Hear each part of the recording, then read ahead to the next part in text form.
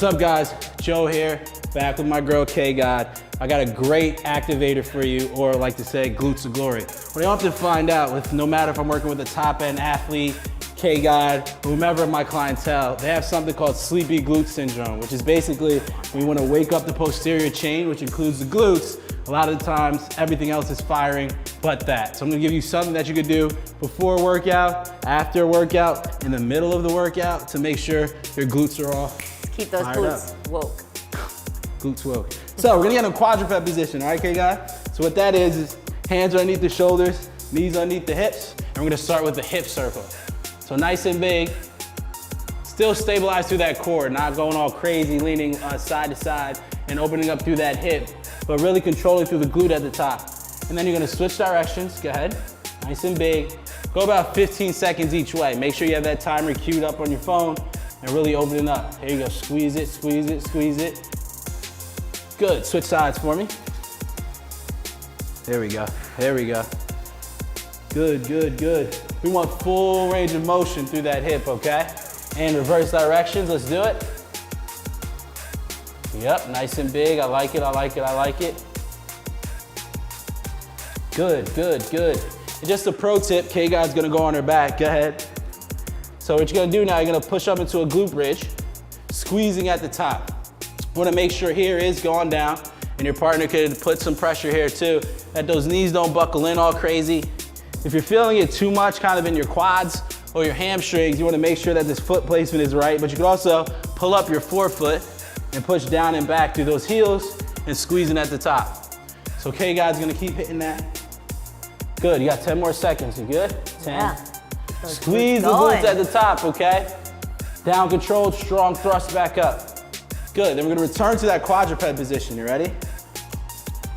This one's a little trick. It's called basically a micro circle or a car. It's a controlled active rotation with a little resistance, right? So K-God's gonna open up this hip, so think about the top of that hip circle, and then maintaining this position, you're gonna give me a small circle. You're gonna get fired up through here because you can't let it drop, and it fires up not just your muscles, but your nervous system, right? So you're really focused on moving through that glute, then reverse. About 15 seconds each side. This one's a killer. Oh yeah. Good, switch sides, K. If you're doing this with a partner, have them assist you, give you a little bit of bearing, because this is not easy. If you're doing this by yourself, Godspeed and good luck, but you should be okay. Good, reverse directions. Good, keep it up, keep it up, keep it up. Come on, come on. Yeah. Good. Now, K-God's gonna return to her back. Now we're gonna give me a single leg glute bridge, right? This will make sure that we are shoring up any discrepancies between the two sides. I like to apply a little pressure if I'm doing this with a partner, so you can push up and squeeze, and then down. I like to apply pressure in that knee, kind of pushing it in, because then K-God has to resist me with no knee buckle, which will often make sure that glute fires up on the grounded leg. So give me 5 more, 5. Breathe, K, 4. Everybody wants to work for that peach. 3, 2, good. 1 more and we're gonna switch sides. And down, and up, and push. There we go. What's often the case is that you want the right muscles working. If you feel your quads firing too much, try to do some hip openers before you start. If you feel the hamstring is firing too much, then make sure that you have this proper angle here with your leg. So you're gonna give me 5 more, K. 4, good. 3. Really good with the partner assistance. 2. So you can really, have that accountability. Good. Accountability is super key. And now you're gonna be accountable for some clamshells, you ready? Oh, wow. So you're gonna turn to face the camera. So revealing. So, clamshells, as they're so aptly called, you're gonna bend the knee, look like a little clam, and then you're gonna open up with this foot staying grounded. Now what often happens here is that you may feel a little bit too much through this hip. Be really aware with this angle of your knee. So if you need to move it forward or back, go ahead and do so. Find out which hinge and which angle will make you feel it in the glute the most. Good, open it up at the top. You give a little hold at the top too. Maybe your partner challenges you a little bit, try to push it down. You gotta keep control through that glute. Good, down, let's get 10 more seconds here. 9, good, 8, 7, 6, 5, 4, 3, 2, and 1. Good, flip sides. Remember, find the angle that works. Way too often, people do this exercise but do it incorrectly.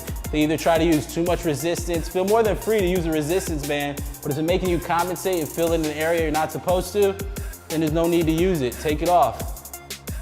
Come on, open up, Kay.